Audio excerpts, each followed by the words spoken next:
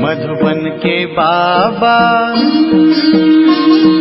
मधुबन के बाबा मुरली वाले, आपका क्या कहना,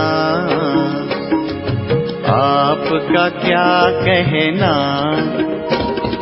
ओम शांति। आज 4 अगस्त 2021 के साकार मधुर महावाक्य हैं।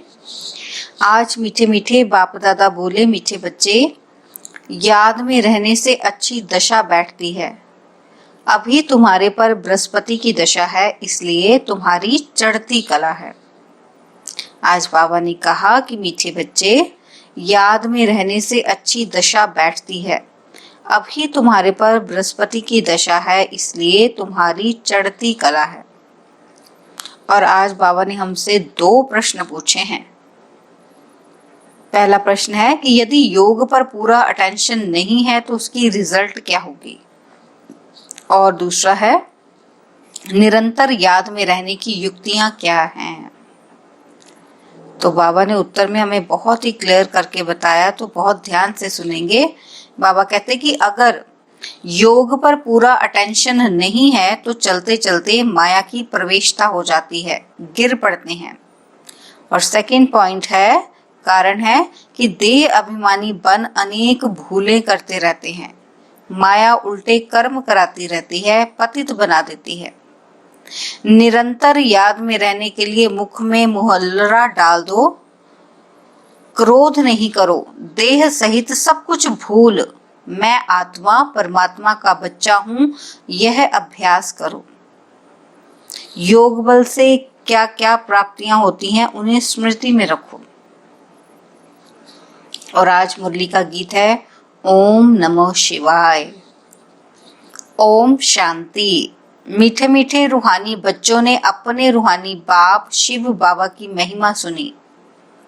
जब पाप बढ़ते हैं, अर्थात मनुष्य पाप आत्माएं बन जाते हैं, तब ही पतित पावन बाप आते हैं, आकर के पतितों को पावन बनाते हैं। उस बेहद के बाप की ही महिमा है, उसको वृक्षपति भी कहा जाता है। इस समय बेहद के बाप द्वारा बेहद की दशा बृहस्पति की तुम पर बैठी हुई है। खास और आम 2 अक्षर होते हैं ना, उनका भी अर्थ यहाँ ही सिद्ध होता है। बृहस्पति की दशा से खास भारत जीवन मुक्त बन जाता है, अर्थात अपना स्वराज्य पद पाते हैं, क्योंकि सच्चा बाप जो है, जिसको ट्रुथ कहते हैं, वह आकर हमको नर से नारायण बनाते हैं। बाकी जो है वह नंबरवार अपने अपने धर्म के सेक्शन में जाकर बैठेंगे और आएंगे भी नंबरवार। और बाबा ने कहा कि कलयुग अंत तक आते रहते हैं। हर एक आत्मा को अपने अपने धर्म में अपना अपना पार्ट मिला हुआ है। रजाई में राजा से लेकर प्रजा तक सबको अपना अपना पार्ट मिला हुआ है। नाटक है भी राजा से लेकर प्रजा तक, सबको अपना अपना पार्ट बजाना होता है। बाबा कहते कि अब बच्चे जानते हैं, क्या जानते हैं, कि हमारे ऊपर अभी बृहस्पति की दशा बैठी है।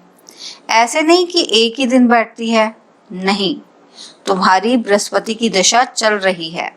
अभी तुम्हारी चढ़ती कला है। जितना याद करेंगे उतना चढ़ती कला होगी। याद भूलने से माया के विघ्न आते हैं, याद से दशा अच्छी बैठती है। बाबा कहते कि अच्छी रीति याद नहीं करेंगे तो जरूर गिरेंगे ही, फिर उनसे कुछ ना कुछ भूलें होंगी। बाबा ने समझाया है कि ड्रामा अनुसार सब धर्म वाले जो भी हैं, 1-2 के पिछाड़ी पाठ बजाने के लिए आते हैं। बच्चे जानते हैं कि स्वर्ग की दशा अर्थात जीवन मुक्ति की दशा अब हमारे ऊपर बैठी है। यह ड्रामा का चक्र कैसे फिरता है, इसको भी डिटेल में समझना है। यह सृष्टि ड्रामा का चक्र खास भारत पर बना हुआ है।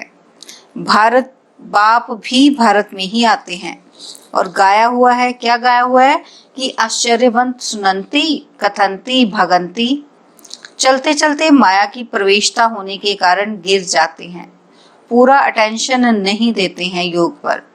फिर बाप आकर संजीवनी बूटी देते हैं, अर्थात सुरजीत करने वाली बूटी देते हैं। हनुमान भी तुम हो।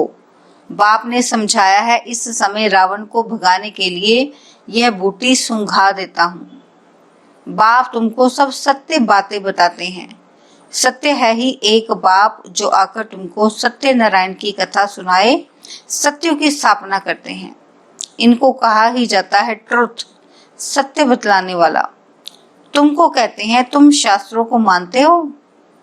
बोलो हाँ, हम शास्त्रों को क्यों नहीं मानते हैं। जानते हैं ये सब भक्ति मार्ग के शास्त्र हैं। यह तो हम मानते हैं ज्ञान और भक्ति दो चीज है। जब ज्ञान मिलता है तो फिर भक्ति की क्या दरकार है। भक्ति माना उतरती कला और ज्ञान माना चढ़ती कला।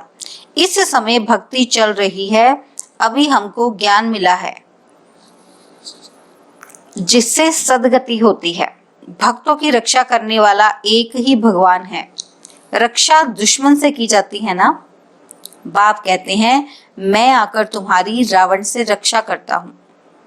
देखते हो ना रावण से कैसे रक्षा होती है। इस रावण पर जीत पानी है। बाप समझाते हैं, क्या समझाते हैं कि मीठे बच्चों, इस रावण ने तुमको तमो प्रधान बनाया है। सत्य को कहा जाता है सतो प्रधान स्वर्ग। फिर कला कम होती जाती है। अंत में जब बिल्कुल ही देह अभिमान में आ जाते हैं तो पतित बन जाते हैं। नया मकान बनता है। मास के बाद अथवा 6 मास के बाद कुछ ना कुछ कला कम हो जाती है। हर वर्ष मकान को पोछी लगाते, कला तो कम होती जाती है ना। नई से पुरानी और पुरानी से फिर नई, यह शुरू से लेकर हर चीज का होता आया है। समझा जाता है यह मकान 100-150 वर्ष तक चलेगा। बाप समझाते हैं सतयुग कहा जाता है नई दुनिया से। फिर त्रेता 25% कम कहेंगे क्योंकि थोड़ा पुराना हो जाता है। वह है चंद्रवंशी। उनकी निशानी देते हैं क्षत्रिय क्योंकि नई दुनिया के लायक नहीं बने, इसलिए पोजीशन कम हो गया। सब चाहते हैं कि कृष्णपुरी में जाएं। ऐसे थोड़े कभी कहते हैं कि रामपुरी जाएं। सब कृष्णपुरी के लिए कहते हैं और गाते भी हैं ना। चलो वृंदावन भजो राधे गोविंद। पापा कहते वृंदावन की बात है, अयोध्या के लिए नहीं कहेंगे। हमने कोई भजन सुना चलो अयोध्या। बाबा कहते श्री कृष्ण के ऊपर सबका बहुत प्यार रहता है। कृष्ण को बहुत प्यार से याद करते हैं। कृष्ण को देखते हैं तो कहते हैं इन जैसा पति मिले, इन जैसा बच्चा मिले, इन जैसा भाई मिले। बाबा कहते हैं सेंसिबल बच्चे अथवा बच्चियां जो होते हैं वह कृष्ण की मूर्ति सामने रखते हैं कि इन जैसा बच्चा मिले। कृष्ण के प्यार में बहुत रहते हैं ना। सब चाहते हैं कृष्णपुरी। बाबा कहते अभी तो है कंसपुरी, रावण की पुरी। कृष्णपुरी का बहुत महत्व है। कृष्ण को सब याद करते हैं। तब बाप कहते हैं तुम इतना समय याद करते आए हो, अब कृष्णपुरी में जाने का पुरुषार्थ करो। इनके घराने में तो जाओ। सूर्यवंशी 8 घराने हैं तो इतना पुरुषार्थ करो जो राजाई में आकर राजकुमार से झूलो। यह समझ की बात है ना। बाप कहते हैं कि बच्चे जितना हो सके मन मना भव रहो। याद में ना रहने से गिर पड़ते हैं और ज्ञान कभी गिराता नहीं। याद में नहीं रहते तो गिर पड़ते हैं। इस पर ही अल्लाह अवलदीन हातम ताई के नाटक भी बने हुए हैं। याद में रहने के लिए ही मुख में मुलहरा डाल देते थे। किसी को क्रोध आता तो बोल पड़ते हैं, इसलिए कहते हैं कि मुख में कुछ डाल दो। बात नहीं करे तो क्रोध आएगा ही नहीं। बाप कहते हैं कोई भी कभी भी कोई भी पर क्रोध नहीं करो, परंतु इन बातों को पूरा ना समझकर शास्त्रों में कुछ न कुछ डाल दिया है। बाप यथार्थ बैठ समझाते हैं। बाप जब आए तब तो आकर समझाए कि जो होकर जाते हैं उन्हों की महिमा गाई जाती है। टैगोर झांसी की रानी होकर गई, उनके फिर नाटक बनते हैं। अच्छा शिव भी होकर गए हैं, तब तो शिव जयंती मनाते हैं ना। परंतु शिव कब आया, क्या आकर किया, यह पता नहीं। वह तो सारी सृष्टि का बाप है, जरूर आकर सबको सदगति दी होगी। इस्लामी, बौद्धि आदि जो भी धर्म स्थापन करके गए हैं उनकी जयंती मनाते हैं। तिथि तारीख सभी की है, इनका किसी को पता नहीं। कहते भी हैं क्राइस्ट से इतने वर्ष पहले भारत पैराडाइज था। स्वस्तिका जब बनाते हैं तो उसमें पूरे 4 भाग करते हैं। 4 युग हैं, आयु कम जास्ती हो न सके। जगन्नाथपुरी में चावल का हांडा बनाते हैं, पूरे 4 भाग हो जाते हैं। बाप कहते हैं ये भक्ति मार्ग में अगड़म बगड़म कर दिया है। अब बाप कहते हैं देह सहित ये सब भूल जाओ। मैं आत्मा हूँ, परमपिता परमात्मा का बच्चा हूँ, यह अभ्यास रखो। बाबा स्वर्ग का रचयिता है तो जरूर हमको स्वर्ग में भेजेगा, नरक में तो नहीं भेजेंगे। बाप किसी को भी नरक में नहीं भेजते हैं। पहले पहले सब सुख भोगते हैं, पहले सब सुख पीछे दुख। बाप तो सबका दुख हरता सुख करता है ना। आत्मा पहले सुख फिर दुख देखती है। विवेक भी कहता है, क्या कहता है कि हम पहले सतो प्रधान फिर सतो रजो तमो में आते हैं। मनुष्य भी समझते हैं, विलायत वाले सेंसिबल हैं। वहां तो बॉम्ब्स ऐसे बनाते हैं जो फट से खलास हो जाएंगे, जैसे आजकल मुर्दे को बिजली पर फट से खत्म कर देते हैं। ऐसे बॉम्ब्स फेंकने से आग लग जाती है तो मनुष्य भी झट खत्म हो जाएंगे। भंभोर को आग लगनी है, तूफान ऐसे आते जो गांव के गांव खत्म हो जाते हैं। फिर उस समय ऐसा कोई प्रबंध नहीं रहता जो बचाव कर सके। विनाश तो होना ही है, पुरानी दुनिया खत्म होनी है। गीता में वर्णन है कि बाप ने समझाया कि यूरोप वासी बॉम्ब्स ऐसे छोड़ेंगे जो पता भी नहीं पड़ेगा। तुम बच्चे जानते हो कि कल्प पहले भी विनाश हुआ था, अब भी होने वाला है। तुम भी कल्प पहले मुआफिक पढ़ रहे हो। धीरे धीरे झाड़ वृद्धि को पाता रहेगा। वृद्धि होते होते फिर स्थापना हो जाती है। माया के तूफान बहुत अच्छे अच्छे फूलों को भी गिरा देते हैं। योग में पूरा नहीं रहते हैं तो फिर माया विघ्न डालती है। बाप का बच्चा बन पवित्रता की प्रतिज्ञा कर फिर अगर विकार में गिरते हैं तो बदनाम कर देंगे। फिर धक्का बहुत जोर से आता है। बाप कहते हैं ये काम की चोट कभी नहीं खाना। बच्चे जानते हैं यहाँ रक्त की नदियां बहनी हैं। सतयुग में दूध की नदियां बहती हैं। वह है नई दुनिया और यह है पुरानी दुनिया। बाबा कहते हैं कलयुग में देखो क्या है, नई दुनिया के वैभव तो देखो, यहाँ तो कुछ भी है नहीं। बच्चियां साक्षात्कार में जाकर देखकर आती हैं।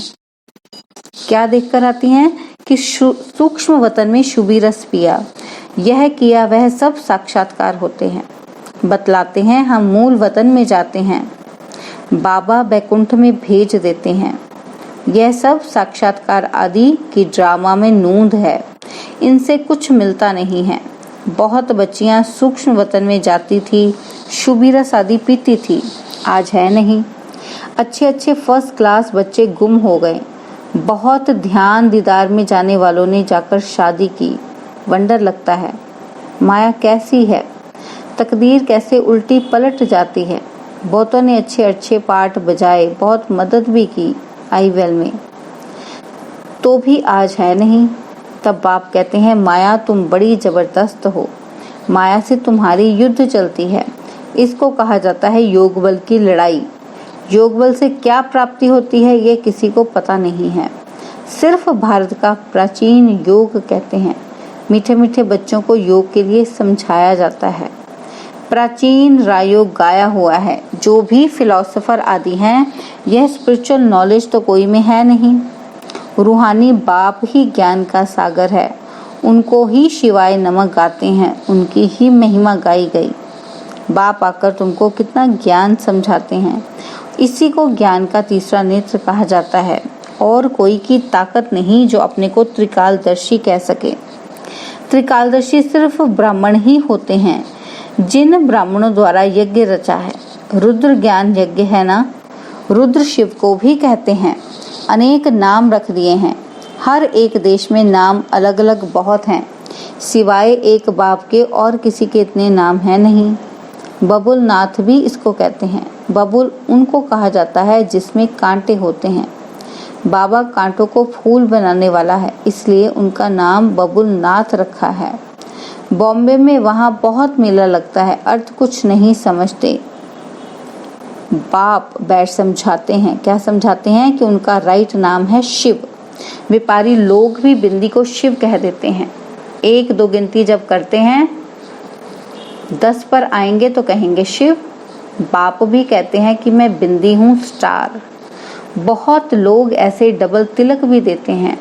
माता और पिता ज्ञान सूर्य ज्ञान चंद्रमा की निशानी है। वह अर्थ नहीं जानते तो बाबा योग पर समझा रहे थे। योग कितना मशहूर है। अभी तुम बच्चे योग अक्षर छोड़ दो, याद करो। बाप कहते हैं योग अक्षर से समझेंगे नहीं, याद से समझेंगे। बाप को बहुत याद करना है। उनको साजन भी कहा जाता है। पटरानी बनाते हैं ना। विश्व की राजधानी का वर्षा बाप देते हैं। सतयुग में एक बाप होता है और भक्ति में 2 बाप और ज्ञान मार्ग में अभी तुम्हें 3 बाप हैं। कितना वंडर है। तुम अर्थ सहित जानते हो सतयुग में है ही सब सुखी, इसलिए पारलौकिक बाप को जानते ही नहीं। अभी तुम तीनों बाप को जानते हो। कितना सहज समझने की बातें हैं। अच्छा, मीठे मीठे सिकिलदे बच्चों प्रति माता पिता बाप दादा का याद प्यार और गुड मॉर्निंग। रूहानी बाप की रूहानी बच्चों को नमस्ते। हम रूहानी बच्चों की रूहानी बाप दादाजी को दिलवा जान सिकवा प्रेम से नमस्ते। ओम शांति। प्यारे बाबा, मीठे बाबा, मेरे बाबा, शुक्रिया बाबा, शुक्रिया बाबा, शुक्रिया बाबा। धारणा के लिए मुख्य सार है। पहला पॉइंट है कि याद में रहने के लिए मुख से कुछ भी बोलो नहीं। मुख में मुहल्लरा डाल दो तो क्रोध खत्म हो जाएगा। कोई पर भी क्रोध नहीं करना है। और सेकंड पॉइंट है कि इस दुख धाम को अब आग लगनी है, इसलिए इसे भूल नई दुनिया को याद करना है। बाप से जो पवित्र रहने की प्रतिज्ञा की है उसमें पक्का रहना है। और बाबा ने आज हमें वरदान दिया कि पवित्रता के आधार पर सुख शांति का अनुभव करने वाले नंबर 1 अधिकारी भव। पवित्रता के आधार पर सुख शांति का अनुभव करने वाले नंबर 1 अधिकारी भव। जो बच्चे पवित्रता की प्रतिज्ञा को सदा स्मृति में रखते हैं उन्हें सुख शांति की अनुभूति स्वतः होती है।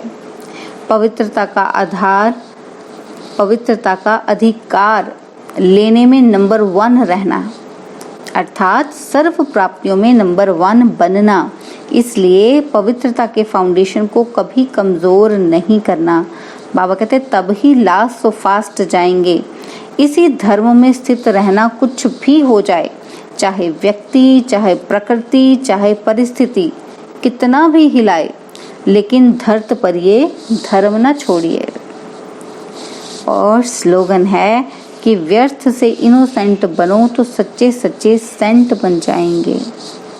व्यर्थ से इनोसेंट बनो तो सच्चे सच्चे सेंट बन जाएंगे। ओम शांति। इथे दर्शन होंदे